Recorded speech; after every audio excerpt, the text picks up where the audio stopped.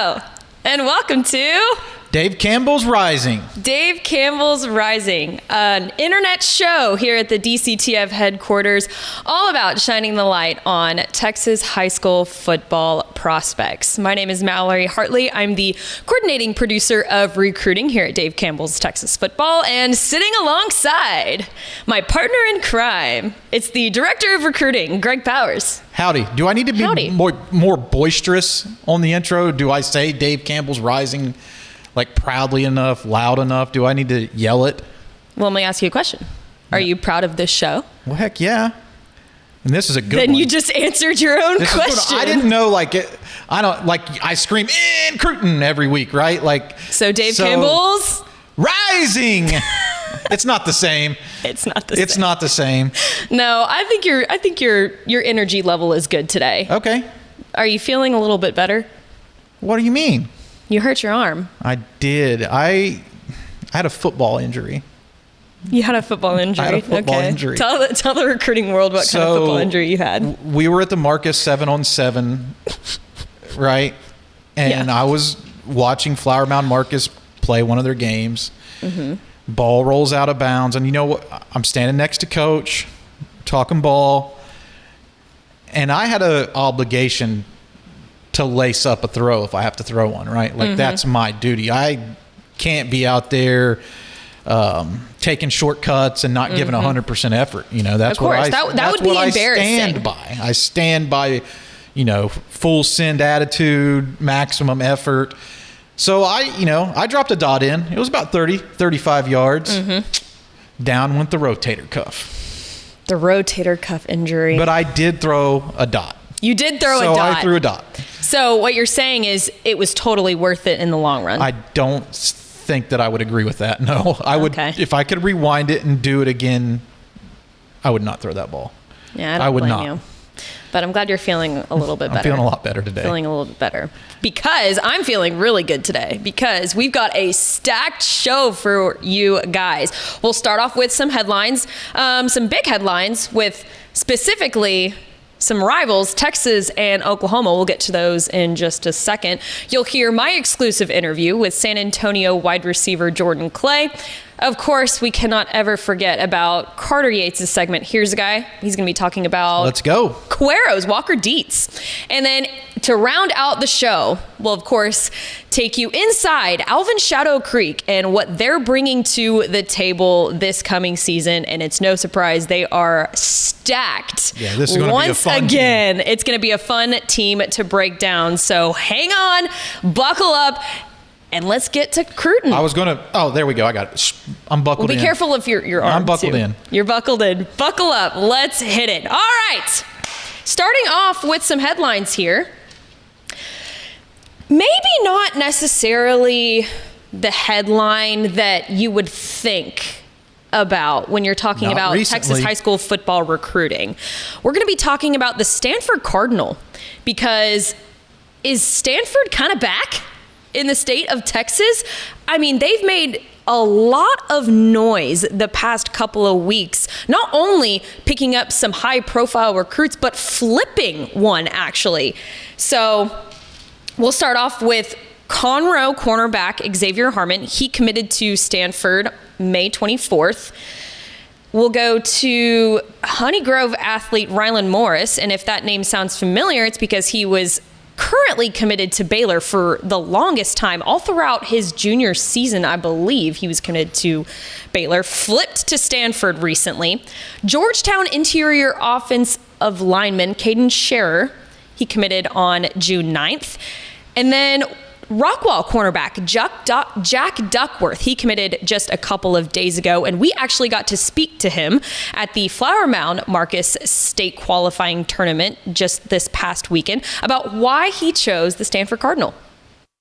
First of all, the academics are second to none. You can't get that anywhere else in the whole world. So that's number one on my list for that. And then I still get to do that while playing the top football in the country, like ACC football. So being able to play Power 4 football and get a great degree is just what I want. And then they don't take a lot of transfers. They focus on developing players. So that's what got me a lot too. So that's pretty much why. And then it's the best university in the world. Like, you can't get an education like that. It's beautiful out there.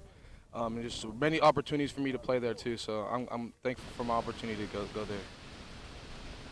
And I think what he said about Stanford is going to be kind of a theme when it comes to talking to a lot of these players about, why they chose Stanford. Of course, they're a historically great football program. There's no doubt about that. But their academics are unmatched. He even said Palo Alto is a beautiful, beautiful city. I mean, and we talked about this at the state qualifying tournament, that right. When it comes to the summertime in Palo Alto, for sure, it's nothing like it is here. It's one of my bucket list places. Oh, yeah. I've never been able to see the campus. I haven't been to the city. It's probably at the top of my list. Yeah. Tempe's another one that I would really like to see. Yeah. But Palo Alto is up there at the top. They have a historical stadium. I heard it's beautiful there. I just think it would be really cool to go visit. And I've been doing this a long time. Stanford's always been a force. Always. In Texas. It's just been over the last 2 to 3 years where we haven't been talking about them more predominantly as it relates to recruiting. They fell off just a tad. And now that they have general manager Andrew Luck, with his Texas ties to Houston and beyond, right? Mm-hmm. Former 5-star quarterback here in the Lone Star State. It's nice to see them back because I think it gives Texas high school football recruits a great opportunity to not only find a great athletic home, but to be able to further their academic profile as well. And as they move into jobs after football, the life and the degree that Stanford will give you, it's monumental, right? Yeah. Like, it's a big thing. But we talked about some guys. I got to talk about Ryland Morris because I think this is such a huge get for them because he's so athletic. And it was a setback for one of our in-state programs for Baylor to lose him, right? Right. I call him a slot back. He can line up in the backfield. All-purpose back may be like a more common term that you hear now. He can line up out of the backfield, but he can also split out and do some stuff in the slot, go out wide at wide receiver. He runs tremendous routes, catches the ball really well, really naturally. And Stanford getting him is a huge, huge deal. But don't sleep on any of these guys. They're all in our Rising 100. So they're all guys who really can play. Xavier Harmon is maybe the wild card in this. I think he checks in at number 74. You've always been really high on him, though. I like his physicality and size, his versatility. I think because he's big enough to take down the bigger bodied wide receivers, that I like him at corner a little bit better, but he could certainly play safety, and he is just nasty. He decleats people when he hits them, and you don't say that about cornerback prospects very often. So, great job, Stanford, creeping up the list on some of these Texas kids, and maybe there's some more names to watch as well. Like North Crowley, interior offensive lineman John Turntine. He had an official visit there, posted some pictures, and he looked pretty excited to be up there. And then another one to keep your eye on if you're a Stanford fan is Mansfield wide receiver Zion Robinson, and he has an official visit scheduled to Stanford coming up here in the next couple weeks or so. I think they're in pretty good hands here in the state of Texas so far. All right. Let's move on. We'll talk about the Texas Longhorns. Let's do it. You can't talk about recruiting in the state of Texas without at least talking about the Texas Longhorns, right? They went big this past weekend. They were able to pick up Waxahachie 4-star wide receiver Cohen Brown. And he was previously committed to USC, decommits, and then picks up a bunch of big-time offers, Notre Dame being one of them. I personally thought he might be leaning towards Notre Dame, but he took an official visit there this weekend, and then after that, he commits to the Texas Longhorns. He was a one-time USC commit, so at one time he was headed to the West Coast as well. You're right. And just take a look at these highlights to kind of get a glimpse of what Texas is going to be getting in Cohen Brown. You're going to see him play a lot inside on this tape, and he uses his size and speed to outmaneuver defenders there in the slot.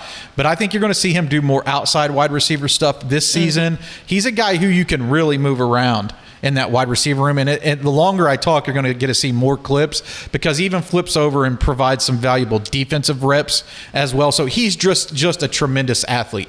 We have him rated as a 4-star here at Dave Campbell's Texas Football because he is a guy that I think that is going to rise up the recruiting charts as people get a chance to see him in his senior season. I think he's a little bit slept on because he went for over 1,100 yards in 11-6A, which to me is the toughest district in the country. You got Duncanville, DeSoto. I mean, you're getting pounded week Cedar after Hill, week. Mesquite Horn. With talent. Yeah, there's just tons of teams in that district that are going to provide you valuable reps against college-ready players, and he passes that test. That 1,100 yards is the most slept on 1,100 yards in the state. I think so, too. And I think the funniest thing about him was when he was flying a little bit under the radar, Carter Yates actually went out to Waxahachie and did a recruiting notebook on the team as a whole back in May of 2024. And Carter comes back and goes, man, coaches they're telling me like Cohen Brown, he's going to be a P4 receiver. And sure enough, they weren't lying. They were not lying. Tape does not lie. Can I segue just for a small moment to the game, sure. Texas high school football? Waxahachie's my sleeper team heading into this season. They sure I'm are. a big believer in the talent that they have on that team, and I think Jerry Meyer II is going to have a great year out there this year. I mean, he's already had a great year last season, went for over 3,000 yards. So he came from Nevada, right? Yeah, I think he was at Bishop Gorman maybe. Well, he was like the passing leader in the state when he came over to Waxahachie. Record holder or something like that. I think he went for over 5,000 yards his freshman season over there. But, yeah, so he's legit. Yeah, he's legit. But this team, when I say sleeper, I think that if they get into the playoffs, they will get into the playoffs. And once they get there, they're a very, very dangerous team, a team that you don't want to be pitted against in any of those games because they could seriously knock off any of the top contenders with the talent they have on that team. Yep. Big get for the Texas Longhorns in the class of 2026. And just as a reminder, I know it's big commitment season. It's big official visit season, big commitment season. Just to remind you that you can go to texasfootball.com/recruiting. You can go to our player profiles. We're pretty good at keeping up with all that. So if you want to check out your school, your college team, your high school team, we've got all the recruits listed and where they have committed so far. And to round it all out, let's talk about OU DNA. OU, they've had a little bit of a drought in the state of Texas when it comes to recruiting the past, I want to say year, maybe. I would say in the class of 2026. In the class because of 2026. It wasn't that long ago that they were getting the top-rated offensive tackle, Michael Fasusi, in 2025. Right. So that was a huge It's the class of 2026 we're specifically talking about. But that drought is over. It's now raining back in Norman. There you go. Because they pick up a commitment from Midlothian interior offensive lineman Noah Best. And I know you've been pretty high on Noah for a long time. Yeah, I close my eyes and think about it, and here at Dave Campbell's we're limited to 54 stars. That's the rules. 54 stars every single class, 5 stars. Yep. There wasn't a scenario where I thought Noah Best would have been a 3-star when I closed my eyes to think about it, right? Like I was always thinking Noah Best is definitely going to be a 4-star guy. He's finished just outside of the top 50. I think he's at number 54. So he's one of the top rated recruits in the class, but he's better to me than what I think his ranking suggests. He is a flat out mauler. He gets after people up front consistently. He's never out of position. And he plays with tremendous pad leverage. Yeah. And that really helps him clear out lanes. I think that he could low-key. The comparison isn't perfect. Creed Humphrey is a little bit bigger than Noah Best. They have a little bit of a different background from what systems that they come from. But if I were to make a comparison, that would be the comparison I would use, because I think Best could play center. I think that he could play guard. He could probably move and play any of those spots. And he plays with a little bit of a chip on his shoulder that may remind some OU fans of Creed Humphrey. And he's the second commit out of the state of Texas in the class of 2026. Of course, Ryder Mix, tight end out of Frisco Lone Star, was the first to commit from the state of Texas in the class of 2026, but that was like back in 2024. So it's been a long time. And we all know how important the Texas high school football pipeline is for Oklahoma. I mean, you take a look at this graphic here and all of the different stars that have come out of Texas high school football. I mean, you've got Marvin Mims, you've got Eli Bowman. The Bowman brothers are not on this graphic, but then you've got CeeDee Lamb, Baker Mayfield. I mean, Powers, talk a little bit about how important this pipeline is for Oklahoma and that this drought does not need to continue. Yeah, it definitely doesn't, because the question that I would always circle around and come back to is, can the OU football program get back to where it needs to be without predominantly recruiting Texas? And I think we're going to have to not only pose that question, but wait and see if it can be answered, because this isn't the class to point to if you're an OU fan and say, we're going to feast on Texas talent, because they have 2 commitments now. It's been a while since they've gotten one. And there are limited guys that they're in on at this point to turn that around. Davian Gross at Frisco Lone Star is a name that I think, if you're an OU fan, that you should track pretty closely.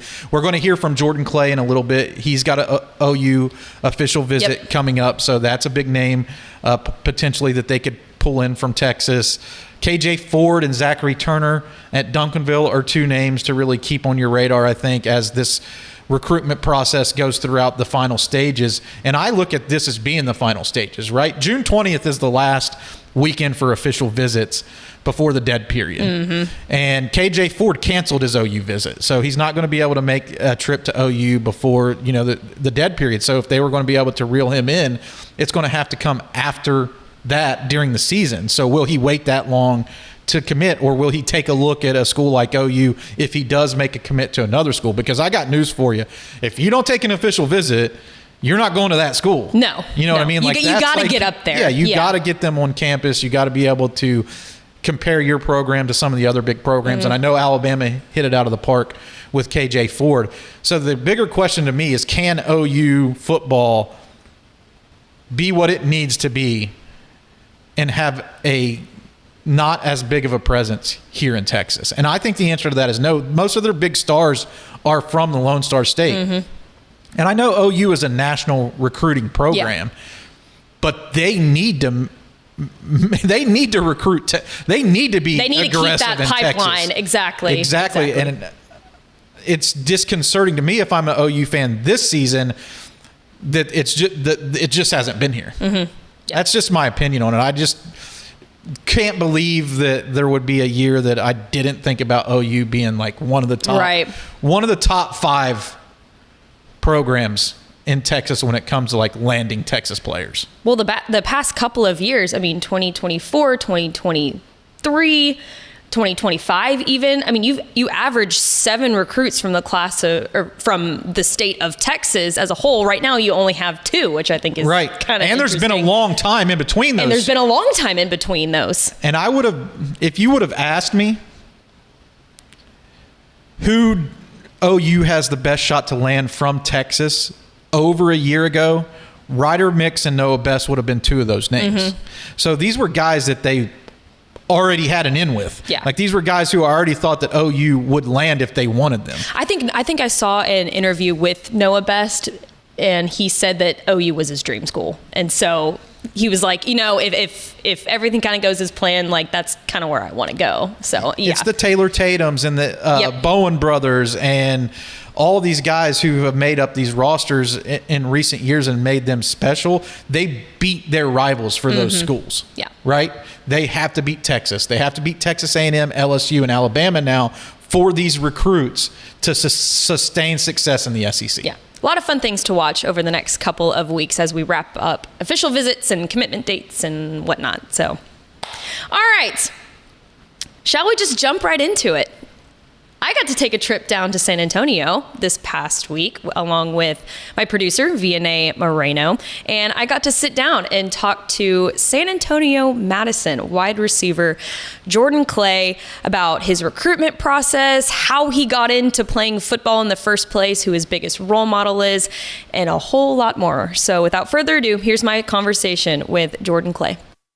Mallory Hartley, Dave Campbell's Texas football, all the way down from San Antonio, Texas, sitting down with San Antonio Madison 2026 wide receiver Jordan Clay, right in front of the trophy case How much motivation is this for you guys when you get to see this pretty much every day, probably after practice? Yes, ma'am. It's a lot. It's, the coaches here are trying to build something special. So to be able to see this and see the success that we've had in the future or in the past, we want to take that into the future and be able to have a trophy in there one day. I want to take it back all the way to when you were a kid, yes, when your football journey first started. Mm-hmm. What age did you get into football, and how did you start playing in the first place?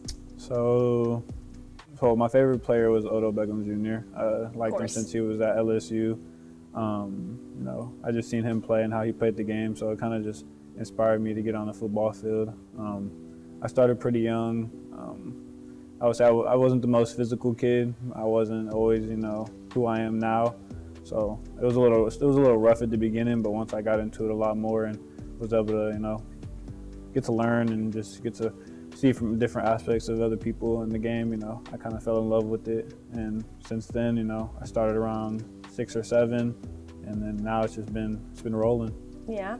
What kinds of things did you do when you were young to kind of turn you into the football player that you are today? Because you said, you weren't maybe as physical back then as you are now, but what kinds of things did you do to kind of make you who you are today? I will say the thing that turned on that physical, button for me was we were at practice and my coach told me, he was like, what's one thing that makes you super mad? And he was like, I was like, my mom, like people that talk about my mom.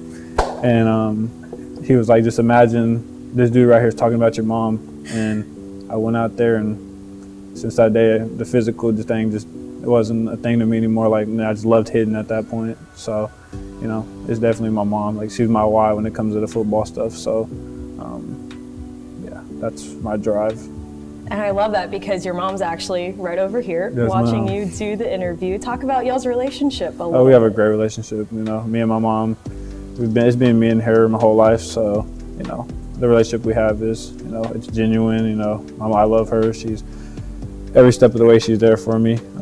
She makes everything I need. I have it. So for her to be along me with this process, and it's been a lot of it's a big learning process because it's her first time, and it's really my first time being in the recruitment process and getting go to these schools and, like I said, take official visits, and so we're both still learning, but throughout the process it's been a great process, and I love having her right by my side. If you could be anything in the world, right? Let's take football out of it for a second. Yes, ma'am. What would you maybe major in, or what would you want to become someday? Something a lot of people don't know about me is I'm really into animals. I love animals, so if I don't do something that is in the coaching world, or maybe coming back and being like a college coach, something with animals. Maybe not a veterinarian, but something where I can go out and maybe like, I don't know what it would be, but like take samples on animals, get to learn of the animals, and so that's a big thing that not a lot of people know about me. Is I love animals. I love that. You've been a starter on varsity since your freshman season.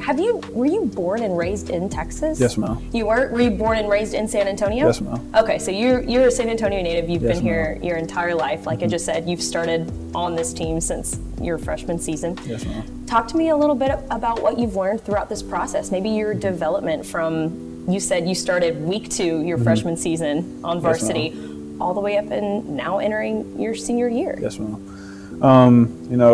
When I first had got here, they gave me the option, like, do you want to play JV and play a little bit more, or do you want to try varsity? And it wasn't really guaranteed on if I would play or not, but me being me, I would just want to accept the challenge of seeing where playing on the varsity field would take me. I seen a little bit of minutes in my first game, and in my second game, coach came to me and he was like, you're gonna start this game. And from there on, it's all been rolling. It's been history from there. My second game, caught it the game time touchdown to get us into overtime, and since then it's leading in receptions, we're leading in yards per game. I was leading the whole stat sheet as a freshman, so it was I got thrown in the fire, and I think I handled it very well. What would you say your biggest strengths are as a player? I would definitely say my hands. I have really big hands. I have 10.5-inch hands, so. Let's see them, show the camera. Yep, legit. Passes the eyeball test, by the way, too. So, he walked in and I was like, nice to meet you. Yes, ma'am. Definitely my hands. I have really strong hands. Once the ball hits my hand, it's kind of like glued to them. I don't really drop the ball. High pointing the ball, I would say, is my biggest part of my game. When the ball's in the air, it's my ball. If it's not my ball, it's nobody else's ball. So that's definitely the mentality I have. If I can't get it, nobody can get it. Right. So that's definitely a big part of my game is high pointing the ball, creating separation. Being with my size, I'm able to create separation pretty good. And like I said, once I create the separation, and I only need that much room. Once the ball hits my hand, you can be on my back, you can jump with me, but it's never going to be a 50-50 ball with me.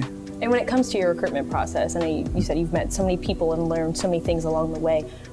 Maybe what's one of the biggest pieces of advice that you've been given to kind of follow through your recruitment process? I will say we were at OT7 and Cam Newton had came up to me after we had played C1N, and he kind of just told me, he was like, you're a really good receiver.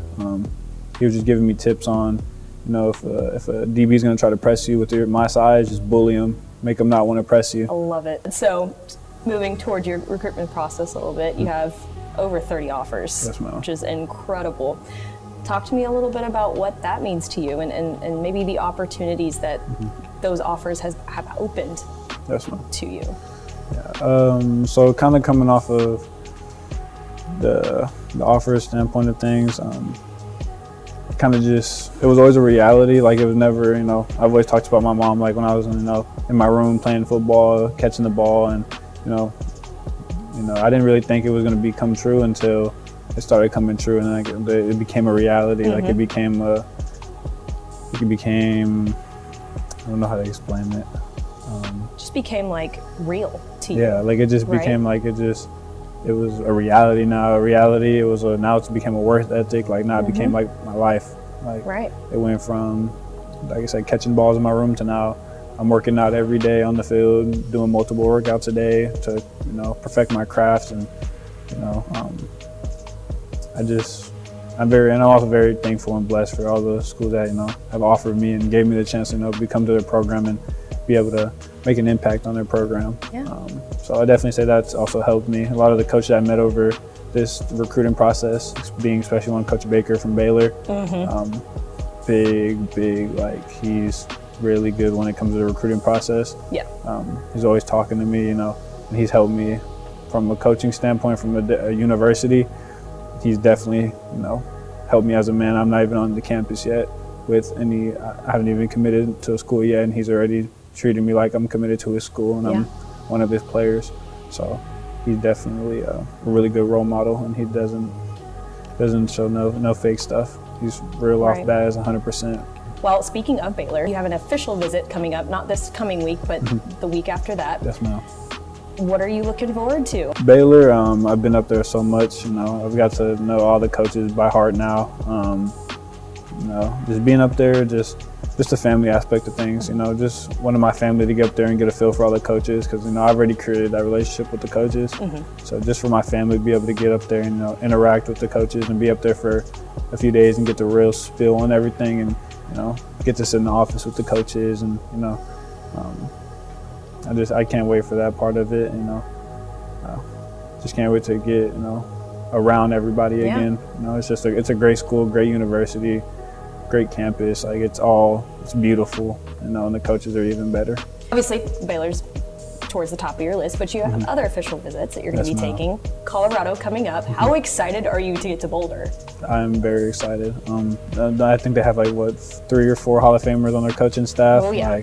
It's going to be a great experience, a great learning experience. I'm definitely going to ask a lot of questions of them dudes that have been at the highest level and succeeded very well at the highest level. They came a little later in my recruitment process, but there's a reason that they got into the top 10, and they're going to be in the top 5 too. So, I like that school. And finally, you have one more official scheduled, and that's to Oklahoma. What attracts you about the Sooners? I would definitely say how they offered me. I was kind of, in the beginning of the process with them, I was a little iffy. I didn't know what they wanted. I don't know if they were just waiting out to see if they can get a certain dude before they offered me. But then when I seen how they offered me, it was It was crazy. They brought me to the middle of the field right before they played U of H, probably 5 minutes before the game. I had all the coaches out there, and they offered me right on the 50 in front of everybody. And never had any school offer me like that and make it so genuine and special. So that's definitely a big reason on why they're in my top 10. I love that. And finally, obviously don't give me a school, but at the end of the day, when you're ready to commit, what is going to be that one deciding factor that you can point your finger at and be like, that's the reason why I chose this program? I'm really big on culture, the culture of a school. You know, I don't want to go to a school where if I get hurt, I won't ever hear from my position coach or my head coach. Because there is schools like that do that to players, and you know that's not something I want. Like, I'm not big on logos. You know, me and mom have 3 things, and it's culture, coaches, and the offensive scheme that fits me. So, a school, whatever school it comes down to, whoever fits me the best with that stuff, that's what I'm gonna pull the trigger to. Well, I think that's all that we have for you today, but thanks for giving us the time, and of course we're wishing you the best of luck at Dave Campbell's Texas football, and hope your future is filled with hopefully NFL football, but if not, lots of snakes. Yes, ma'am. Thank you.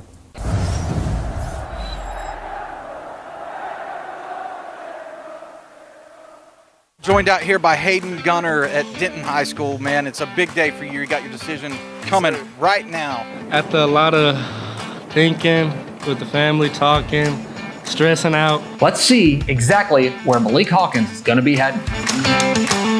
First off, I want to start by thanking God. Without him, I wouldn't be anything. I wouldn't be blessed with all these opportunities. He's got 5 schools he's choosing between. We're about to find out who it's going to be. Got your teammates, coaches, family, friends surrounding you, so you couldn't have a bigger stage right here to announce it on. So without further ado, we're going to go to the man right here, Kobe Foreman. Who's it going to be? I will be attending. I'll be committed to the University of Oklahoma. University of Texas A&M. Stanford University. The University of Oklahoma.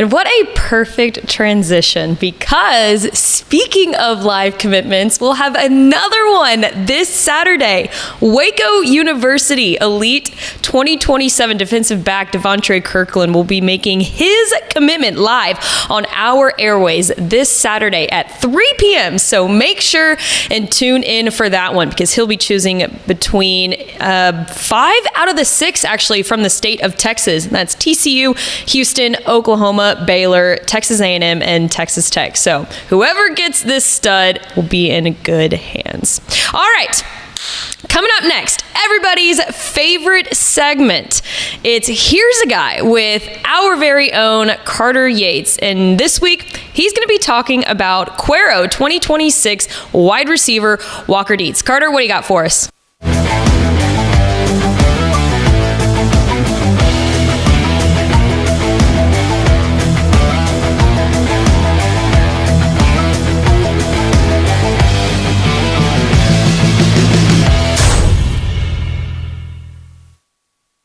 Attention Texas high school football fans, here's a wide receiver for the Cuero Gobblers that'll gobble up the football anytime it's thrown at him. I'm talking about Walker Deetz, 6'2", 190 pounds, first team All-State wide receiver and the district offensive MVP. Let me give you the deets about Walker Deetz. 73 catches, 1,231 yards, and 20 touchdowns last year. Head coach Jared Fakach says he has the best hands on the team, and you're about to see why when we dive into the tape. Now, Deetz can do a lot of things really well. Smooth route runner, good speed. His elite trait is his hands, and you see it on his first play on his huddle. This is gonna be a goal line fade. And you see, tight window the quarterback's gotta throw it into, not much room, and Deetz snags it with one hand. This dude is a natural born wide receiver, gotta watch that again. Sticks that bear paw out. He's got glue on the fingertips. Now, I really like this play because you can see the run after the catch ability for Walker Deetz. Watch him be a natural athlete. Catches it on the wheel route. Multiple people, look at this. Still running to the 5. Touchdown, Walker Deetz. Now, I love this slant route because it shows you that at 6'2", 190, Deetz could be a bigger slot wide receiver in college if he wants it. This is where you see the crisp route running he has. He's sharp at the top of his breaks and then has the strength to shove off that defender that's wrapped around his neck. That is grown man strength right there, running in the end zone. Now, the best show of character for a wide receiver is how hard they play when they don't have the ball in their hands, and Walker Deetz passes the test, lining up as an up back, pins the block in, drives his feet, pancake, and Cuero's off going for a touchdown. This is perfect technique. I don't think he'll do this in college, but you could see him playing up back tight end. That is so solid right there. Now, I'll be fully upfront with y'all. One of the reasons Deetz doesn't have more offers right now is not because of his production, but because he has questions about his top end speed. But you see on the tape that he answers a lot of questions about how fast this man can go by blowing past safeties. So he's going to take a post route and just leaves that corner in the dust. Again, look at the grown man's strength as he carries him to the end zone. This guy is playing soft coverage, the quarterback that is, and he still gets beat. This is exactly what the cornerback doesn't want to happen. When he's playing bailout coverage right there, his one job is to not get beat deep by Walker Deetz, and Deetz still does it. All right, now on this route right here, you see the quarterback playing press coverage. This is more of a cover 2 look from the secondary. Deetz blows past him quick off the line of scrimmage and then scorches past the safety into the end zone, high points the football. Now you see the safety jumped a little bit early there, but I love how Deetz goes up and attacks the football. He catches with his hands, he never catches with his body. Now remember what I said about Deetz having the ability to line up in the slot. It's because of plays like this and routes like this that you see. This is on the goal line. Woo! Looks like Cole Beasley. That's the best Cole Beasley impression I've seen. We used to do on the goal line, leave the defenders in the dust, the pirouette, corner of the end zone. That's too easy right there. Now ahead of his senior year, Deetz has offers from Murray State, Air Force, and Southwest Baptist, but he has been on the camp circuit and been performing pretty well on them, looking for some more offers. There's schools like UTEP and Rice that are talking to him, but they haven't pulled the trigger on an offer just yet. But as you've seen here on the huddle, guys, this shows a Division I college football player who you're going to be seeing on Saturdays, and you heard that here first. For Dave Campbell's Texas Football, I am Carter Yates. This is another episode of Here's a Guy.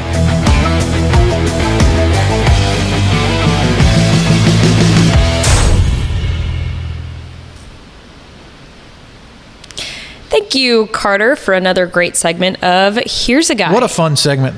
I always look forward to it. And now now I'm thinking about what comparison he's going to make. And now I watch the highlight tapes too and think, what clips is he going to use to break down these players? It's just fun for I don't know if it's just so much fun for me because I have a little inside scoop of who's coming and I can get like prepped up for it, but I enjoy it. I love hearing Carter talk about the player, but I also love seeing how our producer Sam Moore edits these week after week because he's so clever and like the little rewinds of the plays and the arrows that he puts on there. Great job by both Carter and Sam week after week on producing one of our favorite segments, Here's a Guy. And shining the spotlight on some of the players you're only going to hear about here.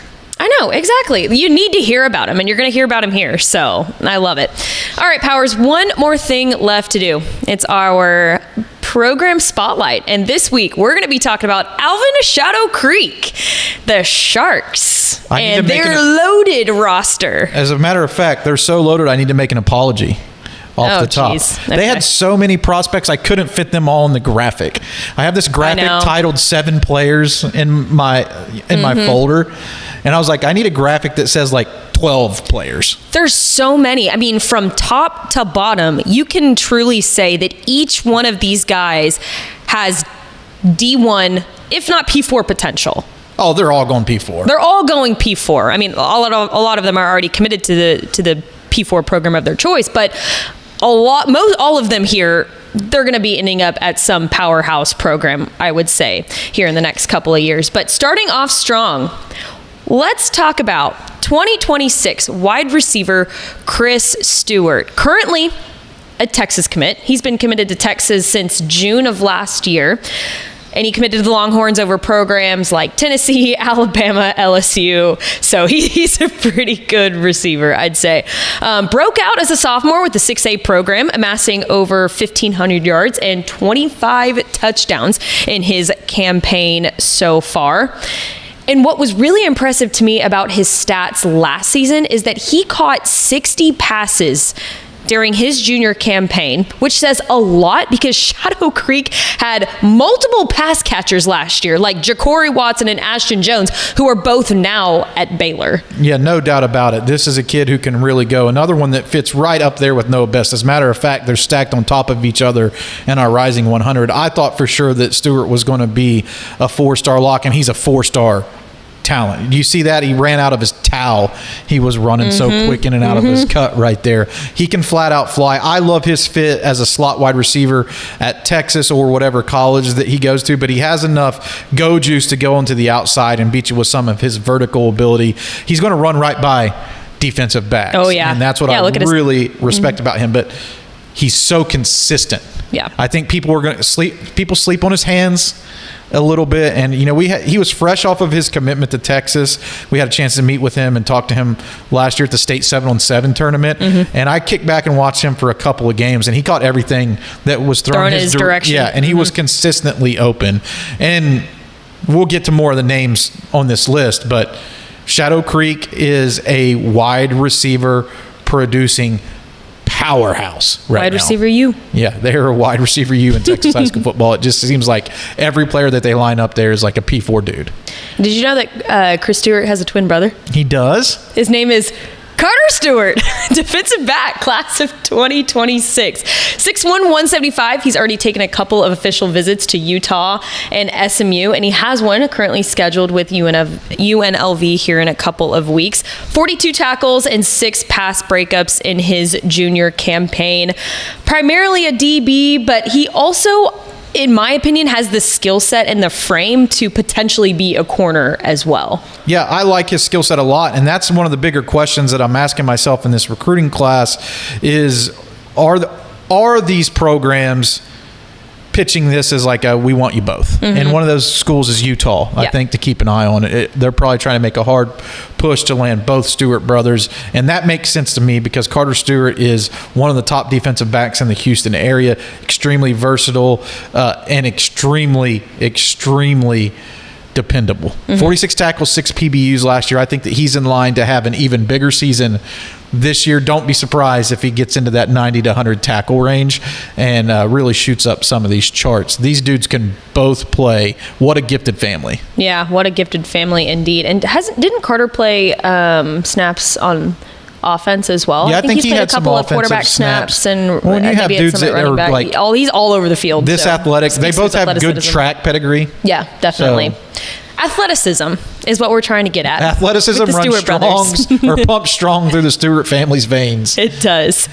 2027 wide receiver Aiden Starling, 6 foot, 175 pound Houston commit, but recently picked up some offers from big time programs like Texas and Georgia.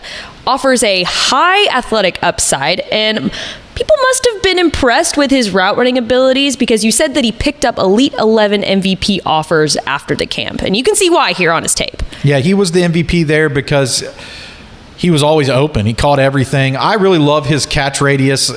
And look at him doing the grimy work right here, laying some blocks and doing what he needs to do to help his team to be successful.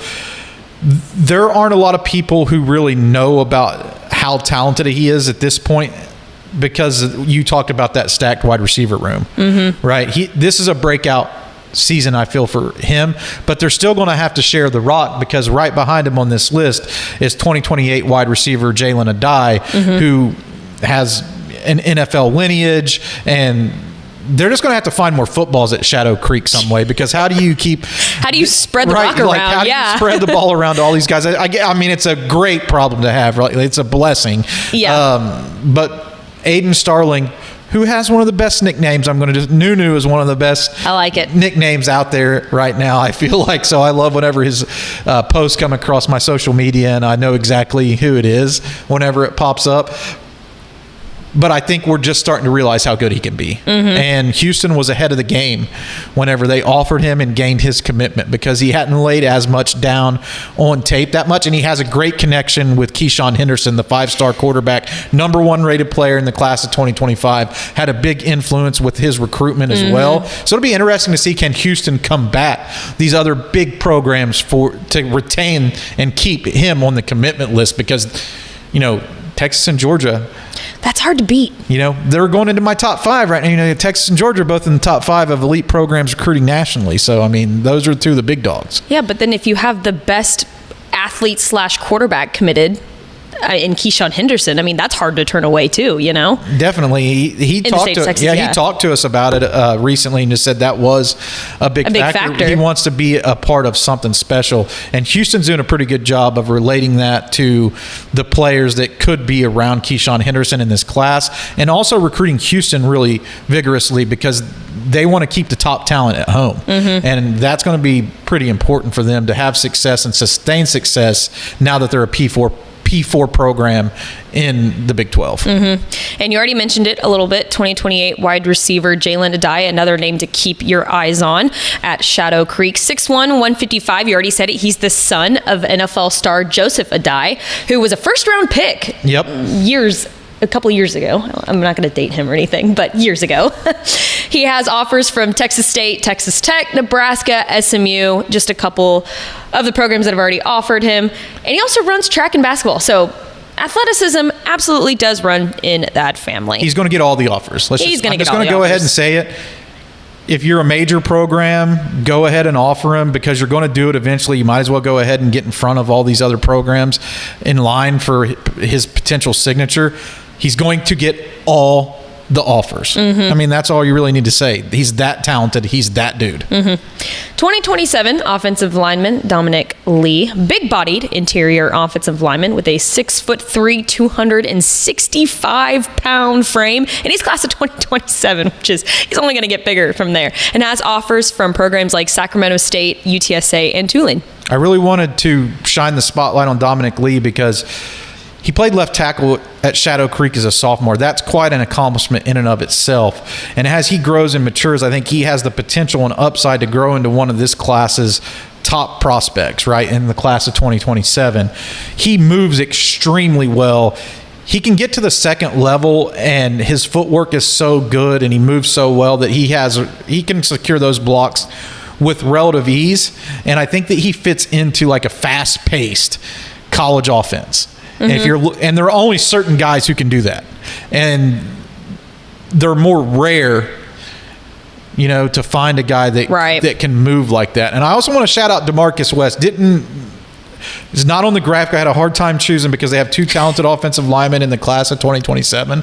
DeMarcus West and Dominic Lee are both names that you need to know. And DeMarcus West is also going to get a lot of top offers. He may actually end up being ranked even higher because of his intangible. 6'4", 275 pounds, big wingspan, and definitely a name to know if you don't know about it already. And I'm seeing what am the word I'm looking for? A pattern here. Trend? The trend. Another class of 2027 that we're talking about. This team is going to be young. This is going to be a fun team, I'm telling you. Exciting, guys. Young and exciting. It's 2027 defensive back Brandon Sherrard at 6'1", 180 pounds. He boasts multiple Power 4 offers from programs like Arizona State, LSU, Texas A&M, SMU, Wisconsin, and more. Played in 10 games as a sophomore on varsity and recorded 9 tackles, 1 interception, and 1 forced fumble. And just like the other guys on this list, he's also athletic. He runs track and participates in high jump. He might end up being the top-rated recruit on this team. I know we've talked about a lot of top guys so far, but Sherrard might actually end up being the highest rated out of this whole crew, and that's because he has the size to match up with number 1 receivers, and he is in and out of his breaks and transitions seamlessly. It's not often that you see a young corner, 6'2", who can sink his hips and turn and run with the type of talent that Shadow Creek has to match up with consistently under the Friday Night Lights. He can already do it. 2-clip guy. I watched 2 clips and offered him in my head. And I think that's what a lot of these schools are doing. I don't really need to see anymore. Those 2 clips sold me. You know, and that's a good thing to keep in mind when creating your huddle tape, right? No doubt. Like if you can put if those first 2 clips are good, you're going to get off. For sure. That's like a great hack. I mean, always telling guys to put your best clips up front. Absolutely. And to round out this stacked and loaded list, we're going to talk about another 2027 dude with multiple offers, and that's running back Tristan Willis, 5'9", 195 pounds. He ran for 766 yards off of 96 carries and 13 touchdowns as a sophomore. Holds almost 20 offers from programs like SMU, TCU, Texas Tech, Arizona State, Illinois, and more. And when I looked on his Twitter profile, I saw that he's been participating in 7-on-7, and he looks dang good out there. Some of those catches that he's making, he looks athletic. Yeah, no doubt about it. They're going to have to replace quarterback Joseph Stewart on this team. You know, he went on and moved on to college. And what a name to pull out of the hat to try to ease the transition, right? Like, let's hit game 1 and feed the rock to Tristan Willis.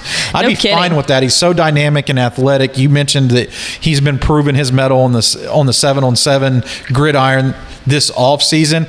He's even more flashy in pads. He runs really good routes, but he's a one cut and go type of guy, and I love that. He wastes no movement, and that helps them pick up yards, pick up first downs, keeps the chains moving so that they can feed the ball down the field to these very talented wide receivers. You know what keeps your program winning games is the ability to run the football and then feed it to your playmakers, and I think that's a good recipe for success that you're going to see at Shadow Creek this year. And I'm going to say, like, guys like Tommy Baker and Jerome Bell, the linebackers at Shadow Creek probably keep Tristan Willis pretty sharp because he has to battle against them in practice every time. And it was just a way for me to work in a couple more names. Even Coach turned in the questionnaire, and there's so many names on that list, and you go down it, and it's like D1, P4, P4, P4, P4, D1. I mean, there's so many guys on this team, especially at the skill positions. I mean, they're not gonna lack guys at the skill positions. I think one of the concerns that they have is probably developing that quality depth in the trenches. But from a skill perspective, they're gonna be just fine. I think they're good up front on offense. I mean, they have 3 or 4 offensive linemen who really jump out to me. They have a really good H-back tight end guy. So I mean, I feel like quarterback is going to be the question, and then making sure that they replace on the defensive front some of those guys that have kind of run the machine over the last 2 or 3 seasons, because they had a lot of depth there. They had a lot of quality depth up front, and they're going to have to replace that this year. So those are kind of the question marks if I'm thinking about how good Shadow Creek can be. Can they make another run at the state championship like they did? I believe it was 2019 that they captured that crown. Can they be back to AT&T Stadium? If they can answer those questions, they have a legit shot. And only time will tell. We're only a couple more months away from football season, which seems crazy. Really can't wait. And we can't wait. All right. I think that's going to do it for us on episode 5 of Dave Campbell's Rising. Well, I always ask you, do you have anything else for the class? Just keep us locked in, right? Like, this is the recruiting season. Yes. Like right now, like there's a lot of big news coming down the pipe. State 7-on-7's coming. The dead period's coming. So June 20th is that big recruiting official visit weekend, and a lot of the dust is going to settle. There's going to be opportunities for guys to pick up offers and see where everything stands, into July. So there's still time to get signed up for camps and that kind of stuff. And if you want to commit live on our airways, if you are ready to make that final life-changing decision, you can commit live on our airways. Just reach out to me or Greg Powers at Powers Scout on Twitter. Mine is at Mallory Hartley. And don't forget to tune in live on Saturday at 3 p.m. for Waco University 2027 defensive back Devontre Kirkland as he makes his final decision between his top 6 programs. All right. Well, this is going to be our last episode until August because we're going to be dark in all of July. We're not going to have any shows in the month of July because we've got a lot going on. People are taking vacations. So we're going to ramp back up in August for football season. Good luck. You think you're going to be dark in July? We got videos to shoot. It might not be rising, but we're going to have some great content. We'll still have some great content. There's no doubt about that. I'm just saying a full episode I'll miss it, of Dave but we'll Campbell's be back Rising. in August. We'll be back in August. Don't worry. Until then, Keep it locked on texasfootball.com/recruiting. And for Mallory Hartley, Greg Powers, Sam Moore, Vinay Moreno, Carter Yates, everybody that has helped us produce Dave Campbell's Rising, we will see you in August.